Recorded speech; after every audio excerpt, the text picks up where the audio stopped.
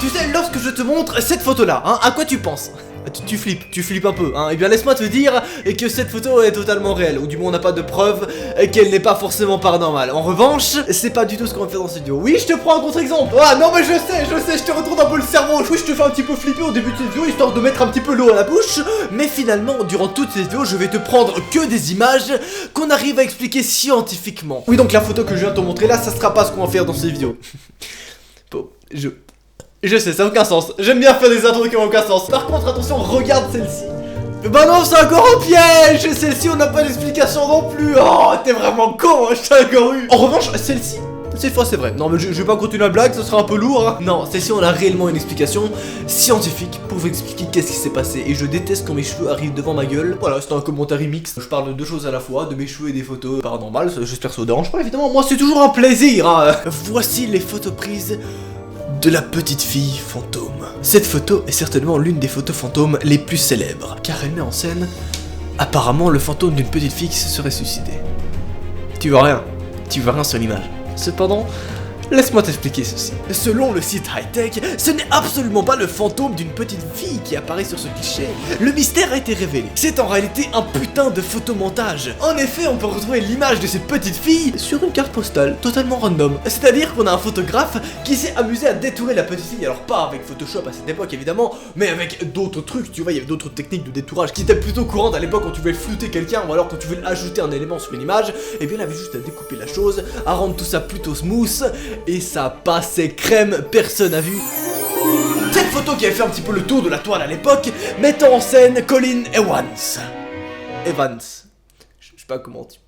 Colin Evans est un médium du XXe siècle qui prétendait avoir la capacité de pouvoir se mettre en lévitation. Mais en réalité, il s'agissait d'une arnaque, une énorme arnaque. En 1937, Evans est pris en photo en train de se léviter. Et selon lui, ce sont des esprits qui lui ont permis de réaliser cet exploit. Mais tout ceci est clairement faux. Car oui, le petit tour magique de Colin Evans a très rapidement été démasqué. Ce petit génie avait mis en place un système de déclenchement d'un flash photo qui tenait dans sa main. Tout ce qui lui restait à faire était de sauter de sa chaise et de déclencher l'appareil au moment du saut pour donner l'impression de lévitation. Des magiciens qui ont étudié le cas de Evans soulignent également que si ses pieds sont flous sur la photo, c'est qu'il s'agit bien d'une preuve qu'il a sauté dans les airs au moment du flash. Ce qui me paraît complètement logique, tu vois, à première vue tu te dis what the fuck, et après tu vois l'explication et t'es en mode ah ok, bah oui c'est évident. Bah ça sera exactement toutes les émotions dans lesquelles tu vas passer dans ces vidéos. Là on va faire oh what the fuck, oh ok, oh what the fuck, oh ok, what the... Je sais, on va se marrer comme des ouf, voilà, non mais... Ok, la première vue ça a pas l'air hyper drôle, mais je te jure que ça va être sympa, je te jure, je vous ai préparé des pépites. Caliente mucho bueno. Et donc, bienvenue pour le premier épisode de Jeu des Masques, vos photos paranormales.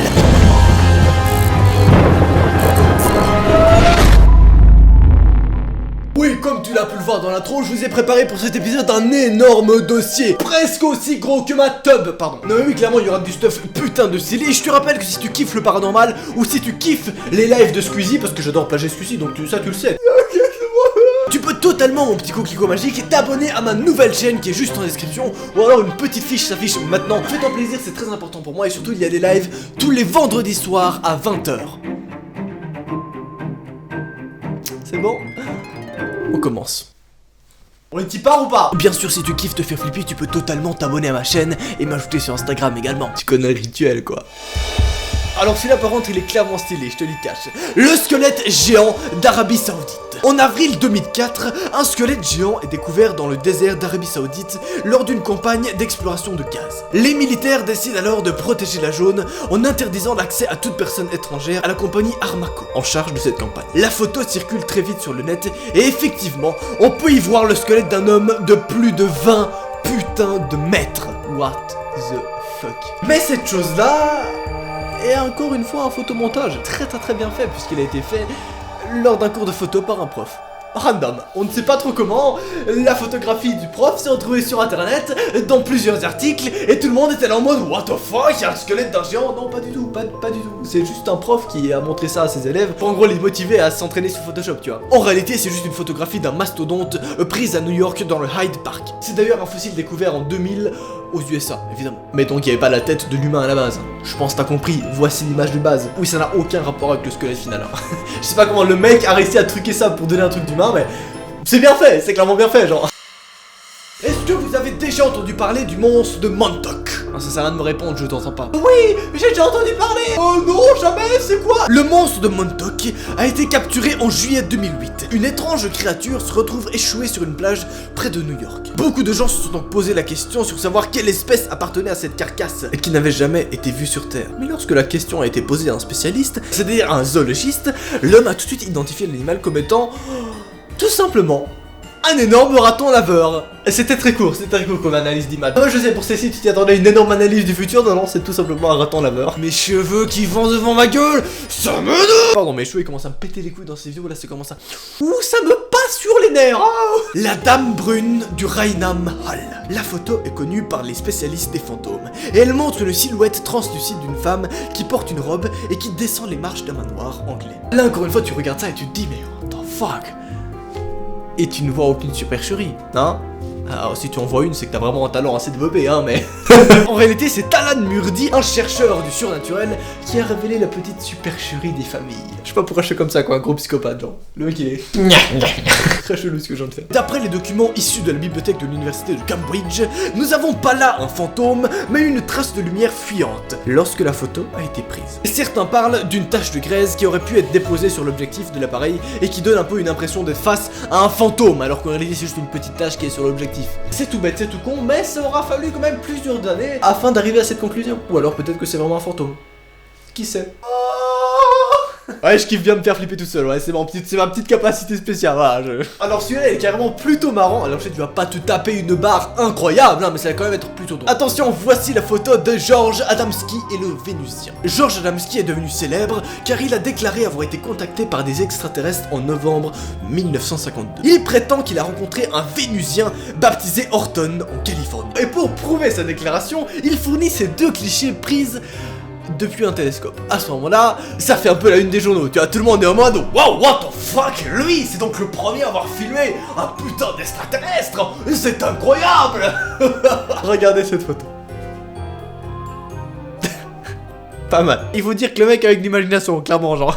Il s'agit en réalité d'un abat-jour en porcelaine, d'une lampe à pétrole assemblée avec 3 balles de ping-pong. C'est si nul. Et le mec est devenu ultra famous et ultra riche grâce à ça. Oh non, non, non. Alors celui-là par contre il fait clairement flipper comparé aux autres. Le fantôme d'Evergreen. Et cette photo prise en 2003 près d'Evergreen en Angleterre montre le fantôme d'un petit garçon du Moyen-Âge qui a été publié par une vieille dame prénommée Angie Darcy. Regardez cette putain de photo. Les gars, quel est le fuck? Est-ce que c'est un espèce de fantôme d'un enfant du Moyen-Âge qui est resté figé dans le temps? Ou est-ce que c'est juste qu'Anakin Skywalker? Non, non, je rigole pas. Non, enfin oui, c'est un rire. Enfin, T'as compris ce que je voulais dire, ok? C'est vraiment Anakin Skywalker qui a été détouré et qui a été mis là. C'est un petit canular des familles. À la base, c'est d'ailleurs cette photo-là. Oui, c'est vraiment tout bête. C'est vraiment tout con avec... La légende du Chupacabra qu'on avait d'ailleurs déjà parlé dans la vidéo qui s'intitule « Ces créatures existent vraiment ». Je vous mets évidemment le lien en description. Seulement dans cette vidéo là, on parle de la légende du Chupacabra, mais laissez-moi vous expliquer une théorie sur le Chupacabra qui me paraît plutôt plausible. Je viens de me cracher dessus en disant plutôt plausible, c'est très dégueulasse. Selon la légende, le Chupacabra est un redoutable et mystérieux seigneur des chèvres en Amérique latine. Voici quelques images mythiques du Chupacabra qui aurait de grandes dents et qui sucerait les chèvres. Non, c'est pas une blague, la traduction de son nom c'est littéralement suceur de chèvres, parce qu'en gros il a des crocs et il se nourrit du sang des chèvres, et parfois d'humains. Je te mets ça là, je te souhaite une bonne nuit. Certains prétendent que cette photo là serait donc une photo authentique du Chupacabra, mais pas du tout. En réalité, un biologiste américain, Baroque O'Connor, a expliqué qu'il ne s'agissait en aucun cas d'une créature légendaire, mais tout simplement d'un chien ou d'un coyote rendu difforme par la gale. Donc il aurait eu extrêmement faim et donc il serait passé en mode niais. Oui, je l'imite très bien, tu vois, là c'est à la bouche. Non, oui, vous l'avez vu, je suis plutôt talentueux en imitation, voilà, c'est mon truc à moi. Hein. Abonne-toi, mets la cloche, Non, je force, oui, totalement. Et cette photo s'appelle littéralement le fantôme astronaute. Oui, je fais cette tête parce que le nom de la photo est pas ouf, tu vois. Non mais vous auriez pu trouver un meilleur truc, je sais pas, le fantôme à la dame blanche en fond. Non, non, on est vraiment sur le fantôme astronaute Superman 542, capacité étoile plus. Voilà, c'est comment je vois le titre de cette photo. En mai 1964, Jim Templeton prend plusieurs photos de sa petite fille dans la campagne. Quand il les développe, il remarque sur l'une des clichés que se trouve un astronaute derrière sa fille. Y'a clairement un mec à une combi d'astronaute. Non, en fait, absolument pas. C'est juste sa femme qui est derrière et qui ramasse des choses par terre. C'est nul. C'est hyper nul comme explication. Regardez une autre photo prise d'un autre angle. C'est nul à chier. Et cette photo-là fait le buzz. Pourquoi? Moi, le garçon fantôme dans le film Les Trois Hommes et un couffin. Lorsque ce film est sorti, de nombreuses rumeurs ont circulé sur le garçon fantôme, visible à l'arrière-plan de cette scène. La rumeur parlait d'un garçon qui s'était suicidé dans l'appartement où le film avait été tourné. Car oui, il y avait réellement un enfant qui s'était suicidé là-bas. Est-ce que cette scène aurait donc filmé pour la première fois une espèce de fantôme d'un enfant suicidé? Ça fait flipper, on est d'accord. Sauf qu'en vrai, le fantôme était en réalité la découpe en carton de l'acteur Ted Danson, laissé accidentellement sur le plateau. Absolument pas un humain, c'est juste une découpe en carton. C'était juste un truc en carton, les gars, c'était pas du tout un fantôme, genre. Ou peut-être c'était réellement un fantôme et tout ça avec une super série pour cacher l'existence des fantômes. Ou peut-être est-ce que cet ovni a été en réalité détourné par l'État pour enlever des... Les fantômes existent réellement. On sait pas. Peut-être tout ce que je vous dis dans ces vidéos est en réalité des fausses théories expliquées par l'État pour vous prouver que les fantômes n'existent pas. Waouh, Illuminati confirmé. C'est bon, j'arrête avec les explosions, on peut arrêter là. Je te rappelle évidemment que tu peux totalement m'ajouter sur Instagram si tu kiffes te faire flipper, et également t'abonner à ma nouvelle chaîne qui est juste en description, et aussi activer la cloche. C'était là, ce fut un plaisir. Bisous. J'ai kiffé. Putain, cet épisode il était vraiment stylé.